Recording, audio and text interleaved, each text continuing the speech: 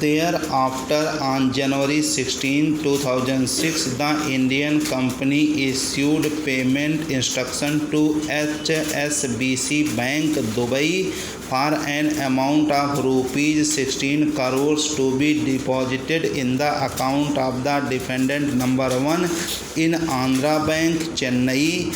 According to the plaintiff's contribution was towards equity share capital held by defendant numbers 3 and 4. Share certificates were also issued and recorded as having beneficial interest by the ETA group. Later on March 16, 2006, the Indian company received further investment through 4 demand drafts amounting to rupees 3 lakhs from defendant number 12, which was recorded as beneficial interest of the defendant number 2.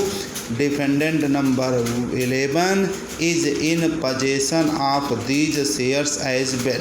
It has been further stated that between December 2005 and March 2006, a total sum of rupees 16 crores had been received by the Indian company from defendant numbers 12 and 2 towards issue allotment of shares. On June 25, 2009, defendant number 3 issued a personal check of rupees 2 crores, which was honored on July 7, 2009 in the accounts of defendant number 2 and reflected that the investment was made in the Indian company. On June 28, 2009, a further investment was made in the Indian company by defendant number 12 to the tune of rupees 2 crores through payment instructions to Emirates Bank to debit the same, which was actually credited on July 1st, 2009. In 2011, 2 investments were made on December 26, 2011 to the tune of rupees 18 crores by payment instructions to Bank of Baroda, debiting the account of defendant number 12 and crediting the account of the Indian company.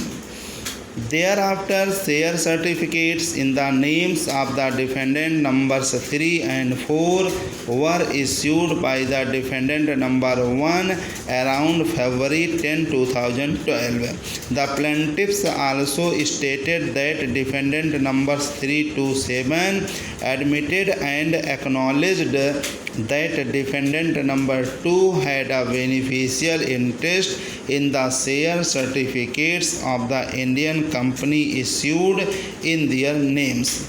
Defendant numbers 3 to 7, however, do not have physical possession of these 2,70,000 shares, the same being held by defendant number 11. It was also contended in the plaint that defendant blank had share transfer forms of the company. Accordingly, it was urged that defendant number 2 has a beneficial interest over the shares of the defendant number 1 but held in the names of defendant numbers 3 to 7. It was further urged in the plaint that deconsolidation of the accounts and businesses of defendant number 2 with that of defendant number 11 was effected in 2016 with respective effect from 2014. The same was on account of defendant numbers 3, 4 and 7 to sign the financial statements of defendant number 2. It was also urged that till the time of Indian company had requirements for funds, the interest of defendant number 2 was acknowledged and it was stopped subsequently. It was further urged that the entire remittance towards the suit shares of 6% of the Indian company were by the funds provided by defendant number 12 or defendant number 2, and no part of the funds came from the personal accounts of defendant numbers 3 to 7. It was further urged by the plaintiffs that defendant numbers 8 to 10 had direct knowledge of these facts. It is pertinent to mention here that there is no dispute regarding the fact that the decision of the board of directors of the group general body followed by defendant number 11 through the draft financial statement would impact the beneficial interest of defendant number 2 in the shares held by in the names of defendant numbers 3 to 7, which was the subject matter of the suit.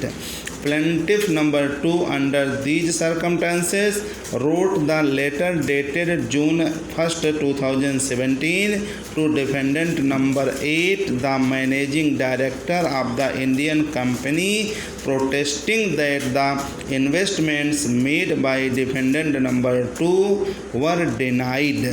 Defendant number 1 through its letter dated June 7, 2017 refused to take notice of the claim asserted by the ETA group. Plaintiff number 2 thereafter sent another letter dated June 12, 2017 to the Indian company addressed to the managing director of the Indian company, giving details in support of the claim of the ETA group. He also called for a meeting in person. However, defendant number 8 and 10 along with other directors of the Indian company failed to attend the meeting proposed by plaintiff number 2. However, they sent a letter dated June 27, 2017 stating that they had earlier replied on June 7, 2017 itself and had nothing further to state. Plaintiff number 2 sent another letter dated July 9, 2017 reiterating his original stand. The Indian company responded through the letter.